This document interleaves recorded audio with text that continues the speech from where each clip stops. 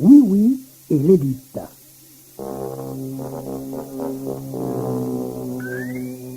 Un matin, tandis que Oui Oui prenait son petit déjeuner, Sournois le lutin entra. Que veux-tu? Lui demanda Oui Oui.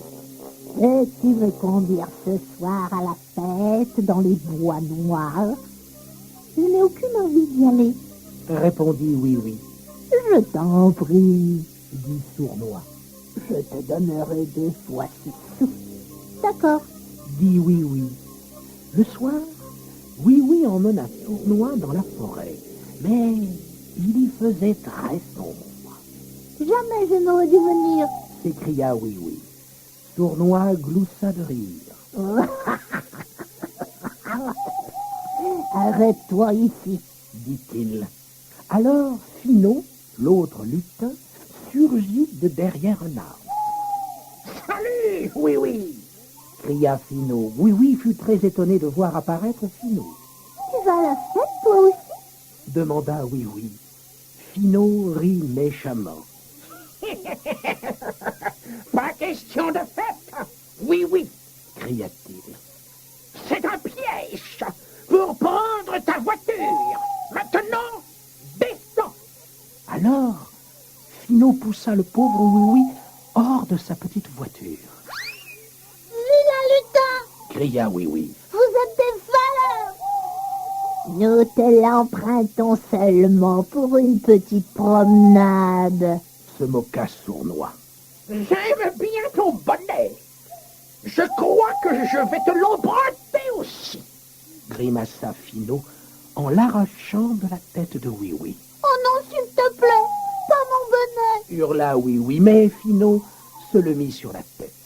Puis il grimpa dans la voiture de Oui Oui et les deux méchants lutins démarrèrent en riant.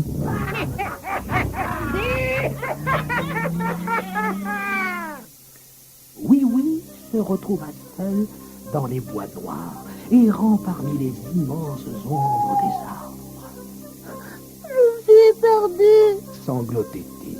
Oh, aidez-moi, s'il vous plaît.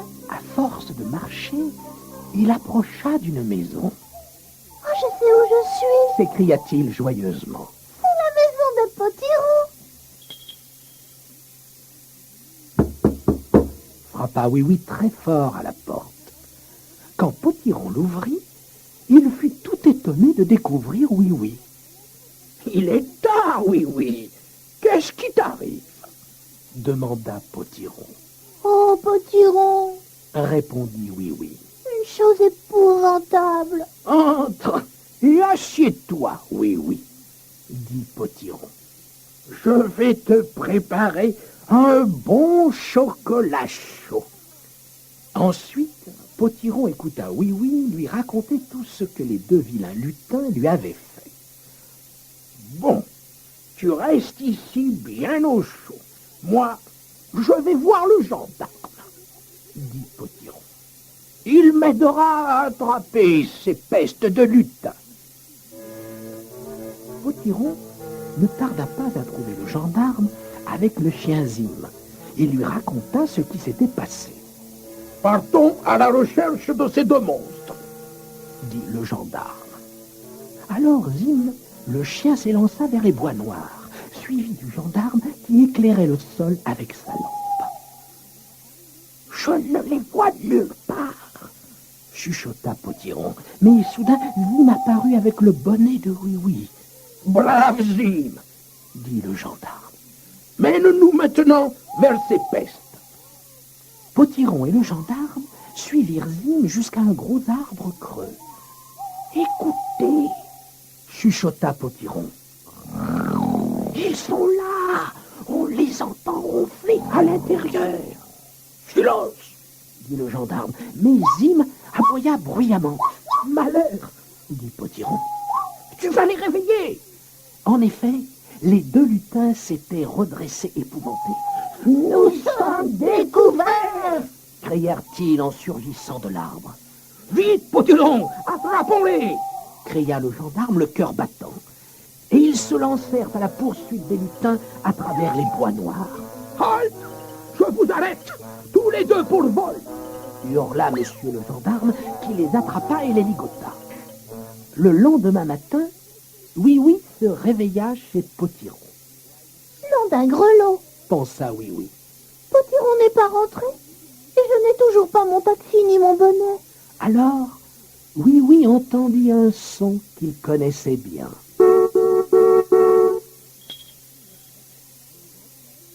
C'est ma petite voiture. Cria-t-il en bondissant dehors. Potiron l'attendait devant son petit taxi.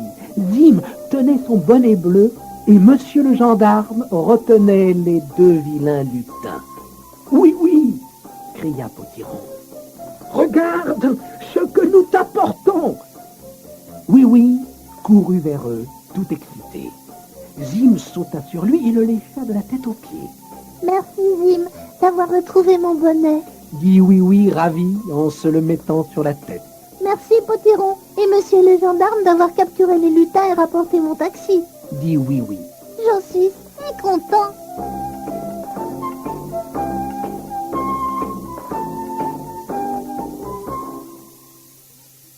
Pendant que tu écoutais sagement ton histoire, devine ce que j'ai fait.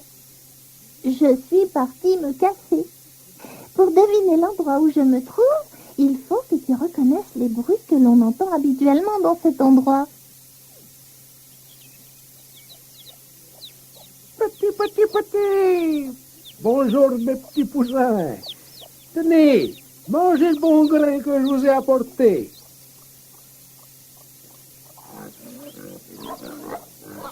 Poussez-vous donc les cochons. Vous mangerez plus tard.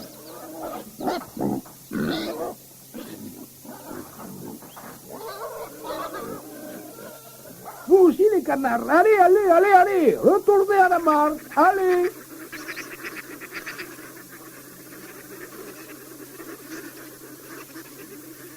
Yak.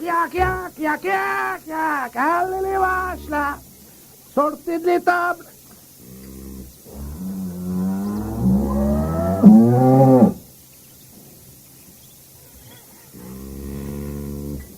Et vous aussi les moutons, allez dans le pré.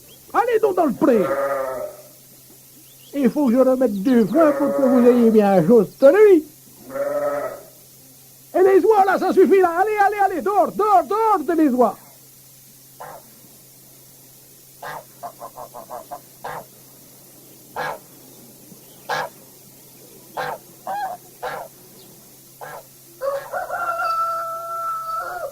Ah, toi le coq, t'es pas entendu ce matin. Fais attention à toi. Viens donc, mon bon pâteau, viens donc. Viens donc avec moi.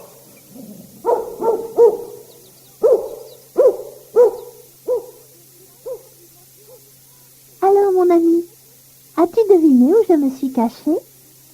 Je suis sûre que oui. J'étais cachée dans la ferme de Monsieur Paille. Mais es-tu bien sûr d'avoir entendu le coq, le cochon, la vache, le mouton? Pour le savoir, réécoutons-les. Le coq.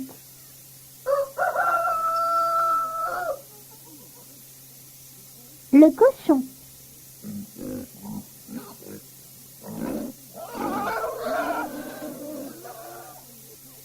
La vache.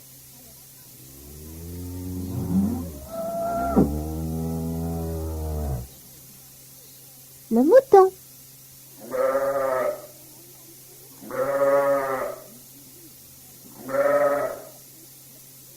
Et maintenant, retourne ta cassette. Pour chanter avec moi, ouvre ton magazine à la première page. Tu y trouveras les paroles de la chanson. C'est moi, sournois. C'est moi le vilain, l'horrible lutin, et voilà pourquoi on me nomme sournois. Je suis un voleur, un affreux menteur, je n'aime pas, oui, il est trop gentil.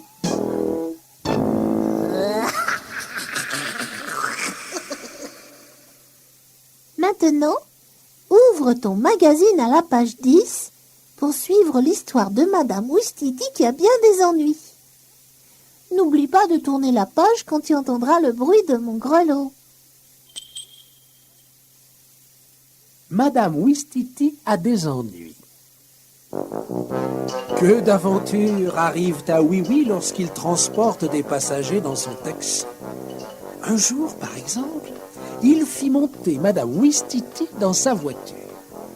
Madame Ouistiti était enchantée, mais elle laissait sa queue hors de la voiture. Oui-Oui lui dit « Pourriez-vous mettre votre queue à l'intérieur de la voiture ?»« Il en est hors de question, » répondit la dame. « Ma queue aime se balancer librement. Elle apprécie l'air frais autant que moi. » Elle refusa donc d'obéir. Alors le malheur arriva. Sa queue se prit dans la roue avant et s'y enroula. Madame Ouistiti poussa un hurlement affreux. « Ah, ma queue, oui, arrête-toi !» Oui, stoppa. Madame Ouistiti gémit. « Oh, ma queue ! La roue la tire tellement qu'elle me l'arrache presque. Elle est prise dans la roue, oui, dégage-la !» « Madame Ouistiti, je vois bien que votre longue queue est accrochée à la roue. » cria Oui. Mais que puis-je faire? Je n'arrive pas du tout à la décrocher.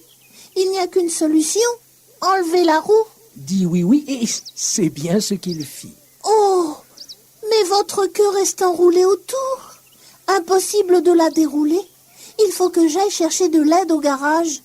Dit Oui en enlevant la roue.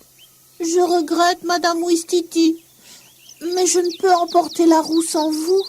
C'est ainsi que Oui et Madame Ouistiti allèrent ensemble chez Monsieur Lapompe. Madame Ouistiti marchait devant, Oui marchait derrière, emportant la roue. Monsieur Lapompe rit beaucoup du spectacle, ce qui mécontenta fort la dame. « Je vais dégager votre queue !» lui dit-il en se mettant aussitôt au travail. « Elle est libre !» dit enfin Monsieur Lapompe. « Mais 3 fois plus long qu'avant. Oh, Madame Ouistiti, quelle queue vous avez !» dit-il en riant encore. Pauvre Madame Ouistiti avec sa trop longue queue. Tout le monde la regardait dans la rue. Et Madame Laquille se prit les pieds dedans et tomba par terre. Madame Ouistiti était furieuse. Et Oui était désolé pour elle, mais ce n'était pas de sa faute. Il revint à son taxi en faisant rouler sa roue comme un cerceau. « Je vous avais dit de garder votre queue à l'intérieur du taxi, » lui dit-il. « Vous me devez 6 sous. » Elle paya et tourna les talons, mais trébucha sur sa queue. « Comment faire ?»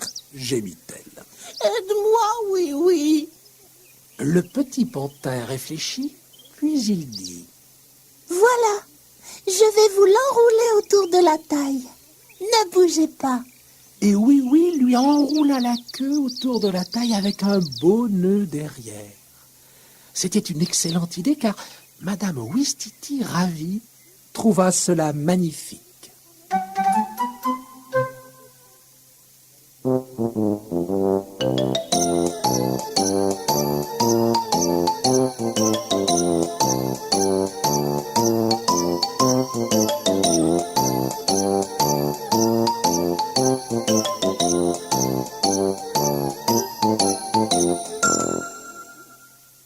Pour suivre ma dernière aventure, n'oublie pas d'ouvrir ton livre à la page 20. Un drôle de cerf-volant. Un jour de grand vent, Oui alla dans un champ faire voler son cerf-volant. Le vent soufflait vraiment très fort. Le cerf-volant monta aussitôt droit dans le ciel en tirant si fort sur sa ficelle que Oui faillit le lâcher. « Hé, attends un peu !» lui cria Oui. « Ne sois pas si pressé.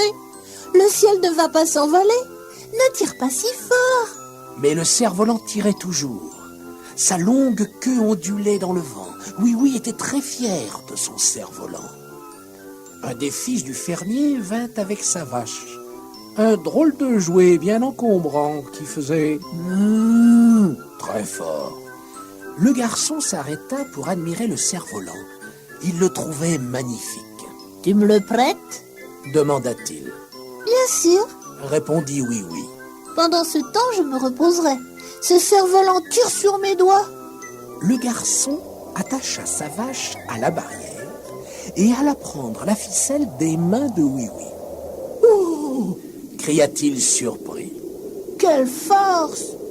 Si le vent soufflait plus fort, le cerf-volant m'emporterait. Au secours! Il m'emporte !» Oui-Oui eut juste le temps de le retenir. « Tu allais t'envoler? Laisse-moi tenir la ficelle maintenant. » dit-il au garçon. Le vent soufflait si fort que Oui-Oui devait courir à travers le champ. Il allait s'envoler d'un moment à l'autre. Mais il profita que le vent soufflait moins pour revenir en arrière en serrant bien la ficelle du cerf-volant. « Il vaut mieux que je l'attache à la barrière, » se dit-il.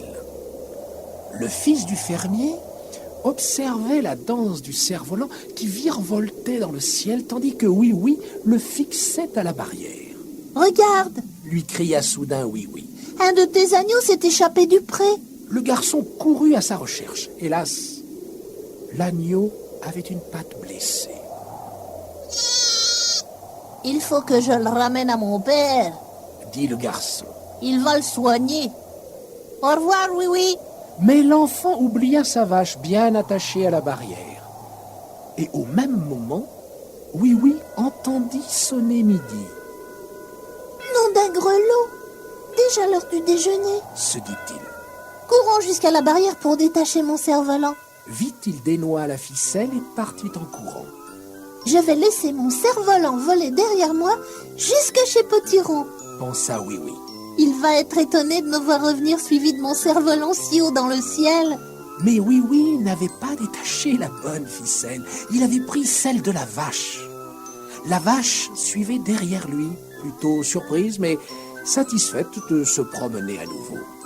Oui-Oui marchait d'un bon pas sans se retourner. Il arriva bientôt à la petite maison champignon de Potiron et frappa à la porte. « C'est moi, Oui-Oui !» dit-il. « Entre donc, Oui-Oui !» lui cria Potiron. Alors Oui-Oui franchit la porte, la ficelle encore fixée à son poignet, et la vache derrière lui. Mais celle-ci resta bloquée dans l'embrasure de la porte. Meugla-t-elle effrayée. Oui-Oui sursauta très fort, se retourna le cœur battant. « Oh, la vache !» cria Oui-Oui, absolument stupéfait. « Enfin, Oui-Oui !» dit Potiron sévèrement. « As-tu perdu la tête? Tu fais entrer une vache dans ma maison maintenant. » « Mais Potiron, je ne l'ai pas fait entrer. Je ne savais même pas qu'elle était là. » s'écria Oui-Oui. « Elle m'a suivi. Elle me poursuit, c'est sûr. Protège-moi, Potiron, protège-moi. » Enfin, voyons, Oui-Oui, gronda Potiron. Ne me raconte pas d'histoire. Tu sais bien que tu as amené cette vache ici. Regarde, tu tiens sa longe. Oui-Oui se retourna et vit que ses doigts tenaient en effet la corde qui allait jusqu'à la vache. « Potiron !» cria-t-il épouvanté. « Mon cerf-volant était au bout de cette ficelle. Pas la vache. Il s'est transformé en vache. » fit la vache, maintenant complètement coincée sur le seuil. Elle se débattait pour se libérer et ébranler la maison du haut en bas. « Ta vache va démolir ma maison !»